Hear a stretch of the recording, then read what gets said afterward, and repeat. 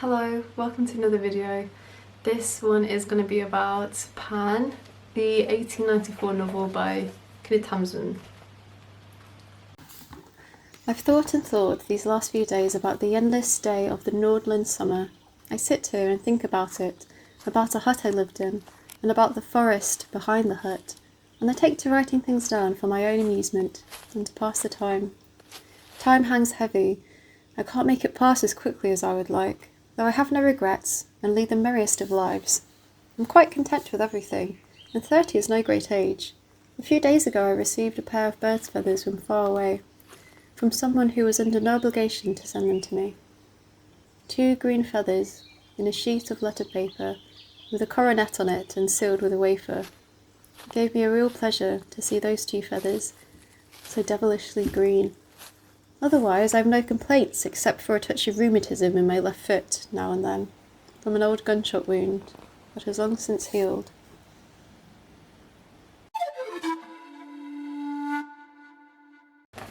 Okay, so context.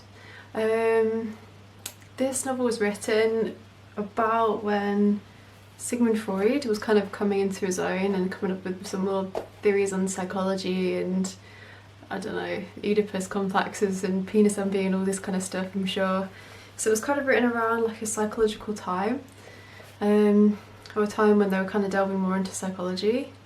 So this novel kind of definitely mirrors that and also looks into the psychology of its main character. Yeah, a bit more about the actual author as well, Hamsun. He's a bit of a controversial figure these days. Unfortunately, well, it depends who you ask, I guess, but he is nowadays strongly affiliated with being a Nazi, so yeah, not a good guy. And yeah, he really supported them during like World War II and things. So his reputation and his legacy has been kind of tarnished, and so books like Pan and his other works have kind of not really been appreciated in their own right, just because his mythos and his image as a person has just destroyed any kind of reputation they could have, I suppose. Which is a shame because he is a really good author. I mean, I'll get into the actual book later, but yeah, it just makes you question, I guess, where you separate the man versus the things he's done or the things he said or the opinions he has. But that's a debate for another time, or maybe later in this video. But yeah, very interesting figure. So to give a quick summary of this book, it's about a character called Thomas Glan? I don't know how to say his name. I'm going to say Glan because it rhymes with Pan. It's about a character called, Thomas Glan, who's like a lieutenant, but these days he lives in the woods as like a hunter. And he lives very separate to the rest of the world almost, in this kind of blissful, bucolic life where he hunts for his food and he lives in a little hut with his dog Aesop. And he meets a girl called Edvara who he falls in love with, and it kind of documents their relationship through the seasons and, yeah, to spoil it, their ultimate separation and his demise. So yeah, that's basically what the story's about. Okay, so to get into my own thoughts and opinions, I really love this book. I thought it was really outstanding. I think the writing in it is just so gorgeous.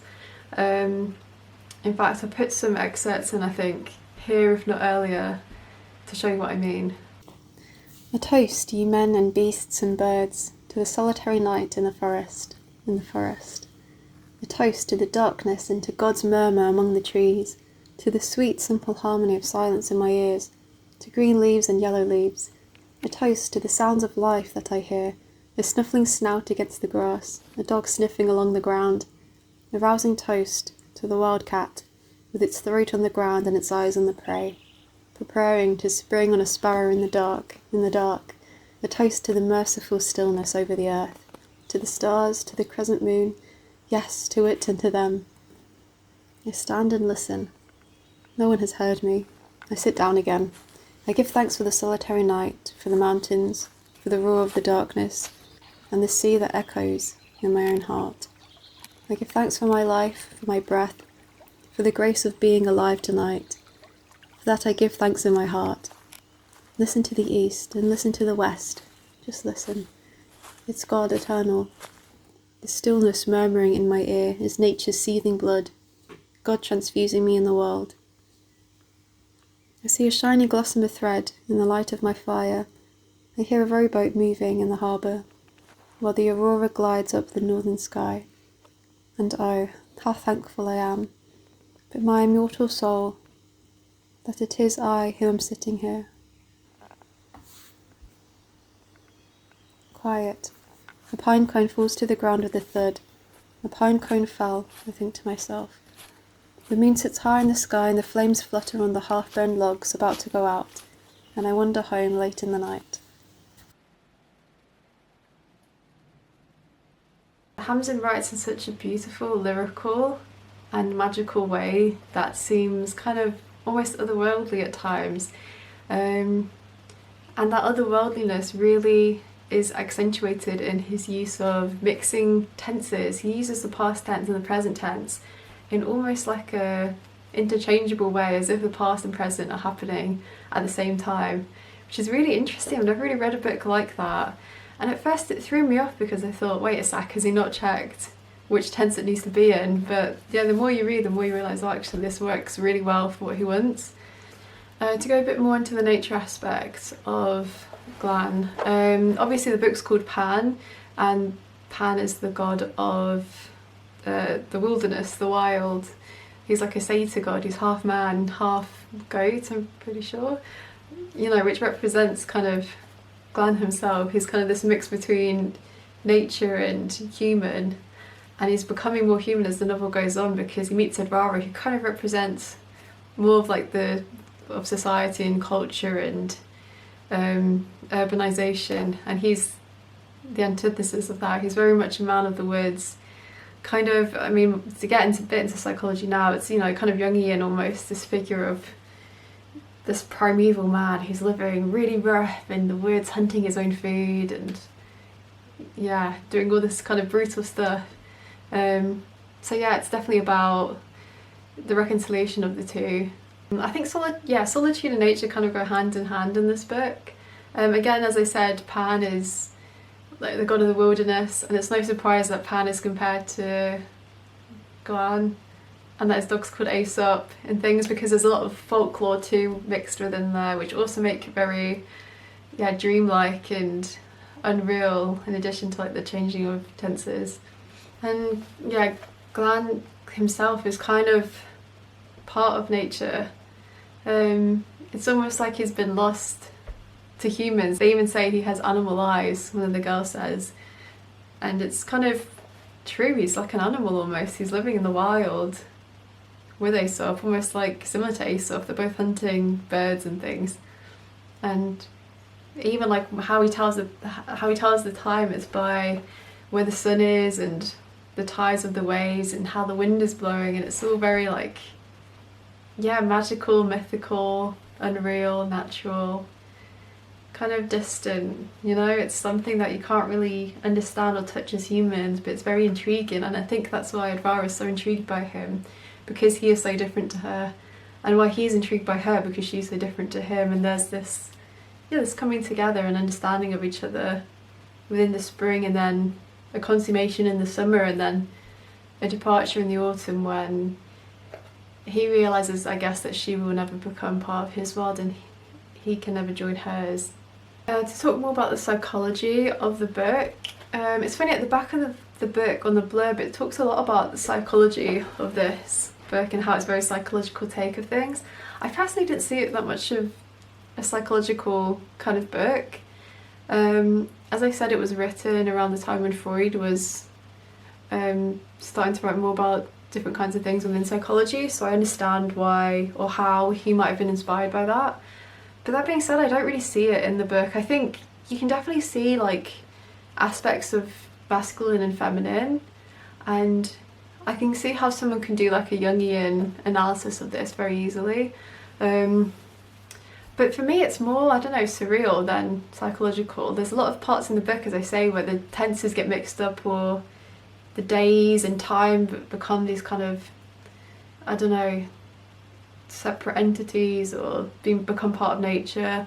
And yeah, Hamsun himself weaves in his own folklore and mythology in the book, and there's these two like characters in it that I thought maybe were part of a Norwegian folk tale or something, but they're just invented by him and kind of used to kind of foreshadow the story and maybe tell us a bit more insights into Edvara and Glenn's, I don't know, thoughts and mental spaces. But I don't know, I think it's more, yeah, for me it's more surreal and dreamy than it is psychological. And I guess you could say dreams are psychological in a way, so I suppose in a roundabout way I'm saying it's psychological, aren't I? But whatever, that's my opinion anyway. To add to that as well, a lot of this book, because it's written in first person, you don't really understand or know what's true versus what's fake. And as I mentioned loads of times now, the kind of legend and mythos in it also make you think, wait a sec, what's real, what's not? There's parts of the book where Glenn like kind of goes to sleep and he wakes up somewhere else, or he does like these weird things in the forest, and yeah, it makes you think, wait, is this actually happening? And even like when he's with people, when he's like you know, whether the characters like making love or whatever, you think, is this actually happening? Is he imagining this? And you kind of question everything that happens, because it does feel, yeah, quite surreal, and like you're not sure, yeah, what's true and what's not. It's very dreamy.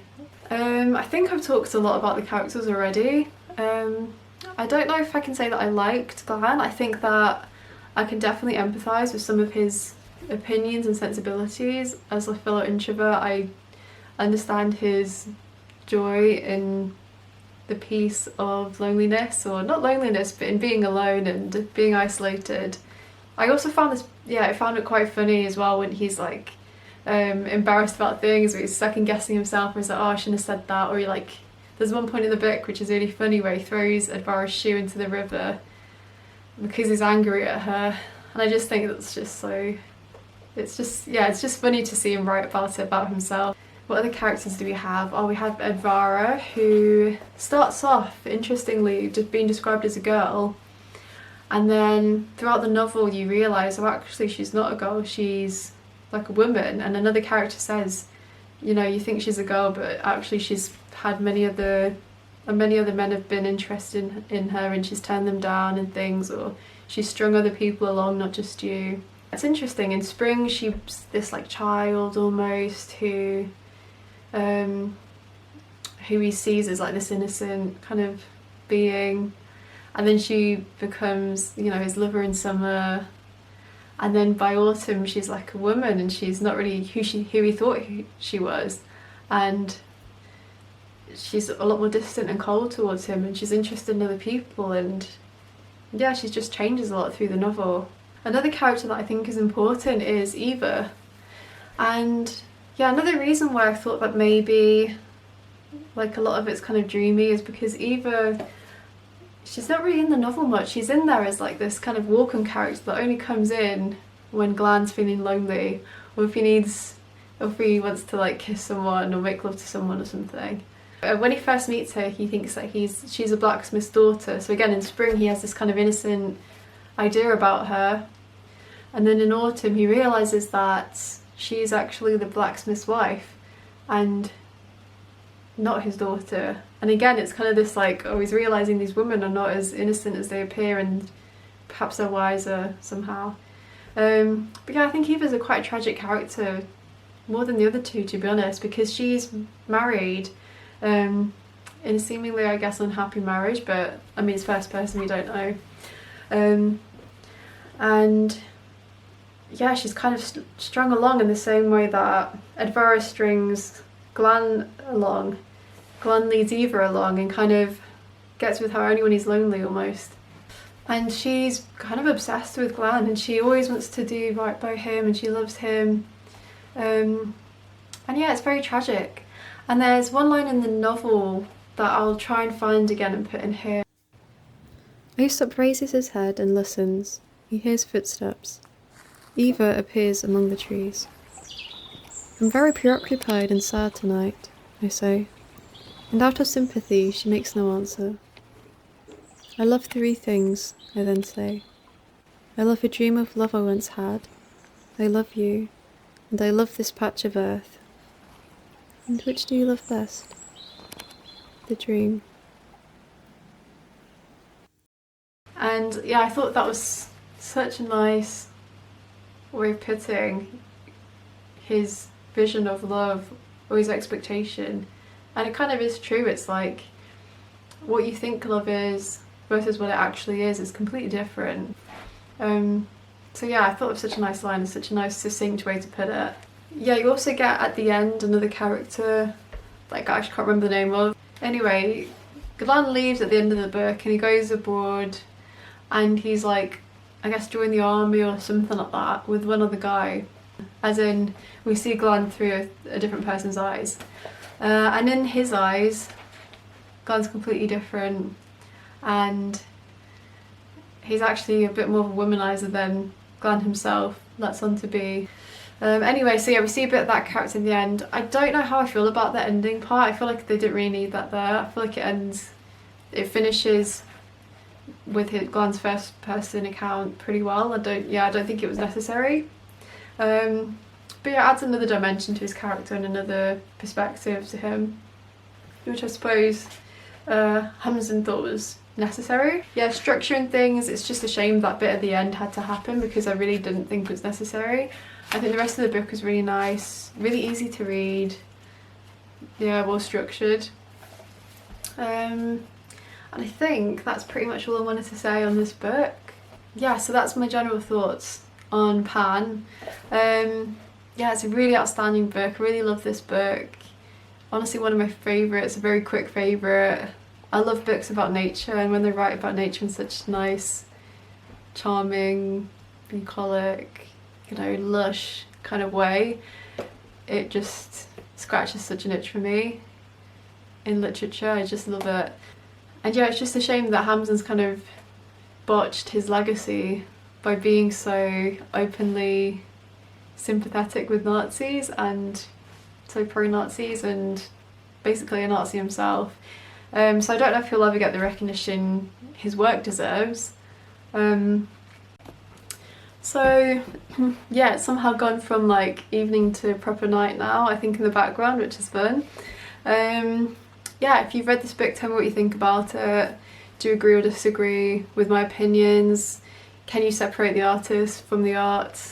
Yeah, just let me know what you think and take care, enjoy your life.